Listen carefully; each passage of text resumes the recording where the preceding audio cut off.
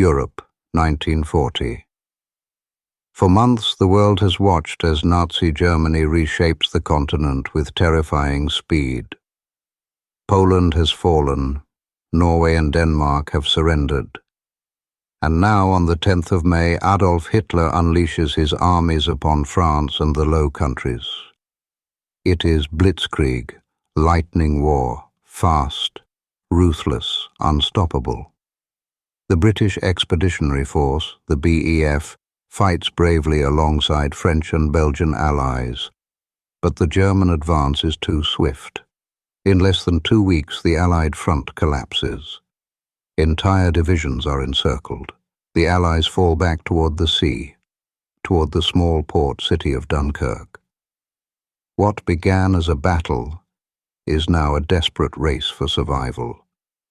By late May, over 400,000 Allied soldiers are trapped along the beaches of northern France. Behind them, the English Channel.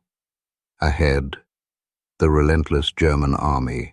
Cut off, surrounded and bombarded, they face total destruction. In London, Prime Minister Winston Churchill and his generals realize the gravity of the situation. If the BEF is lost, Britain will lose its only trained army, its shield against invasion. There is only one option left: evacuate. The task falls to a man few expected to lead such an operation, Admiral Bertram Ramsay. Once retired, Ramsay had been recalled to duty in 1939. Now, from his underground headquarters deep within the cliffs of Dover, he begins to plan the impossible. The room hums with energy, radios crackling, maps spread across tables, men moving with quiet urgency.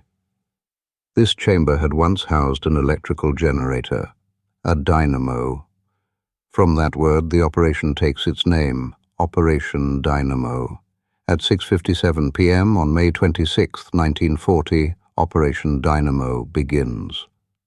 The British Navy mobilizes every available ship. The Royal Air Force scrambles fighters to guard the skies. But the situation is dire. The beaches of Dunkirk slope gently into the sea, far too shallow for large destroyers to come close.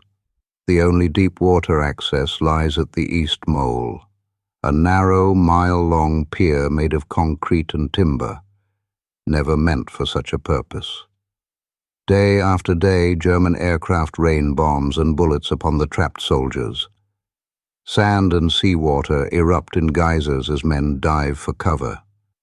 Lines of soldiers stretch for miles, hungry, exhausted, and praying for rescue.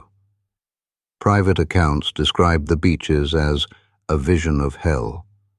One survivor recalled, "We waited for hours, not knowing if we would live to see England again."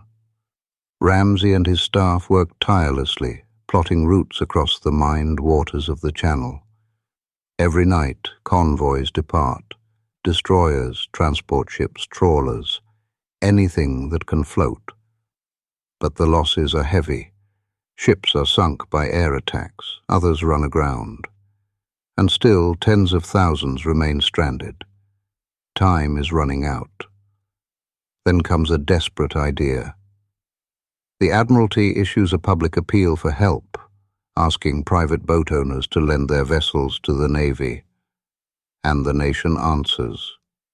From harbours all along the south coast, Ramsgate, Margate, Dover, Brighton, hundreds of small craft set sail, fishing boats, lifeboats, river barges, tugs, pleasure yachts, even a few family sailboats. They become known as the little ships.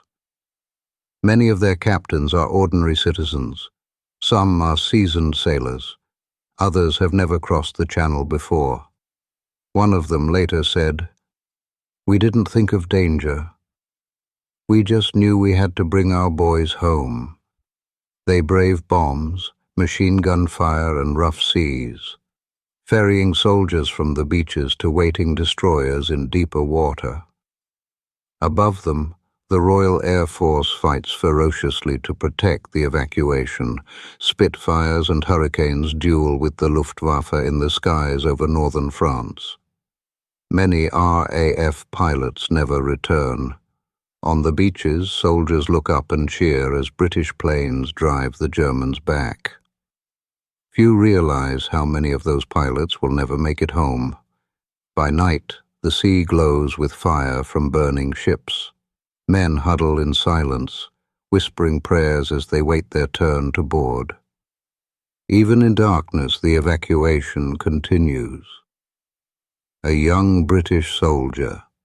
For a few precious hours, the war stops. Men use the truce to bury their fallen comrades, lying frozen in no man's land. Joint burial parties form, British and German soldiers working side by side, paying respects to the dead. Photographs are taken, rare moments capturing smiles among enemies. Letters written home that evening tell of disbelief. One British corporal wrote to his family, "Just think, while you were eating your turkey, I was out talking and shaking hands with the very men I've been trying to kill." But not all commanders approve. Some officers fear this will destroy discipline. Orders soon arrive from both sides forbidding further fraternization. By the evening of December 26th, the guns begin to fire again. The truce, as quickly as it came, fades into history. The Christmas truce of 1914 was never repeated on the same scale. In later years, the war grew darker. Poison gas, tanks, and total war replaced the fleeting humanity of that day. But the memory endured. Historians call it an accident of peace, a spontaneous act of compassion that defied orders, logic, and propaganda.